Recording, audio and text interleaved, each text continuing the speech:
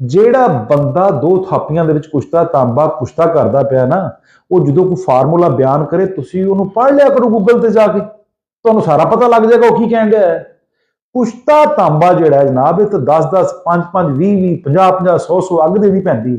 ਦੋ ਥਾਪੀਆਂ 'ਚ ਕਿਵੇਂ ਕੀਤੀ ਜਾਣ ਡਿਆ ਨਾ, ਤੁਸੀਂ ਉਹਨੂੰ ਸਾਫ਼ ਕੀਤਾ, ਸਾਫ਼ ਵੀ ਤੁਸੀਂ ਕਹਿੰਦੇ ਤੇਜ਼ਾਬ ਵਿੱਚ ਕਰਦਾ ਜੀ, ਤੇਜ਼ਾਬ ਵਿੱਚ ਕਿਵੇਂ ਕੁਸ਼ਤਾ ਉਹ ਤਾਂਬੇ ਨੂੰ ਸਾਫ਼ ਕਰਦਾ ਜੀ। ਕੁਸ਼ਤਾ ਜਦੋਂ ਤੁਸੀਂ ਤਾਂਬਾ ਕਰਨਾ ਹੈ, ਉਹਦੇ ਵਾਸਤੇ ਜਨਾਬ ਤੁਹਾਨੂੰ ਜਿਹੜਾ ਤਾਂਬਾ ਹੈ ਉਹ ਪਿਓਰ ਲੈਣਾ ਪਏਗਾ, ਨਾਨਕਸ਼ਾਹੀ ਪੈਸਾ ਲੈਣਾ ਪਏਗਾ।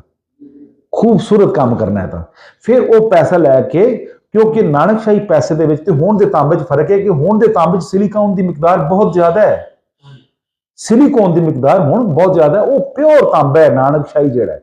ਨਾਨਕਸ਼ਾਹੀ ਪੈਸਾ ਲੈ ਕੇ ਜਨਾਬ ਉਹਨੂੰ ਮੁਸੱਫਾ ਕਰਨਾ ਪਏਗਾ, ਉਹਨੂੰ ਗਊ ਮੂਤਰ ਦੇ ਵਿੱਚ ਜਾਂ ਤ੍ਰਿਫਲੇ ਦੇ ਪਾਣੀ 'ਚ, ਜਾਂ ਉਹਨੂੰ ਦੇਸੀ ਘਿਓ ਦੇ ਵਿੱਚ, ਜਾਂ ਉਹਨੂੰ ਸਰਸੋਂ ਦੇ ਤੇਲ ਦੇ ਵਿੱਚ, ਜਾਂ ਉਹਨੂੰ ਅੱਕ ਦੇ ਦੁੱਧ 'ਚ ਉਹਨੂੰ 100 ਬੁਝਾਵੇ ਦੇਣੇ ਪੈਣੇ, ਲਾਲ ਕਰਕੇ ਉਹਨੂੰ ਬਾਰ-ਬਾਰ ਬੁਝਾਉਣਾ ਪਏਗਾ ਤੇ ਫਿਰ ਜਾ ਕੇ ਉਹਨੇ ਸਾਫ਼ ਹੋਣਾ ਹੈ।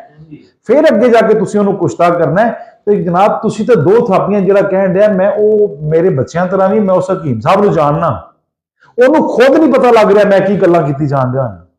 ਅੱਜ ਦੁੱਖ ਮੈਨੂੰ ਕੱਲ ਲਾਉਣ ਦਿੱਤੇ ਹੋਇਆ ਵੀ ਤੂੰ ਕੁਸ਼ਤਾ ਤਾਂਬਾ ਤੇ ਆਮ ਬੰਦਾ ਬਣਾ ਨਹੀਂ ਸਕਦਾ, ਤੂੰ ਪਬਲਿਕ ਨੂੰ ਦੱਸਣ ਡਿਆ ਤੇ ਗਲਤੀ ਦੱਸੀ ਜਾਣ ਡਿਆ। ਕਈਆਂ ਲੋਕਾਂ ਨੂੰ ਕੈਂਸਰ ਹੋ ਜਾਏਗਾ, ਕਈਆਂ ਲੋਕਾਂ ਨੂੰ ਕੋੜ ਚੱਲ ਜਾਏਗਾ, ਕਈਆਂ ਲੋਕਾਂ ਦਾ ਤੂੰ ਮਤਲਬ ਕੰਮ ਖਰਾਬ ਕਰ ਦੇਗਾ।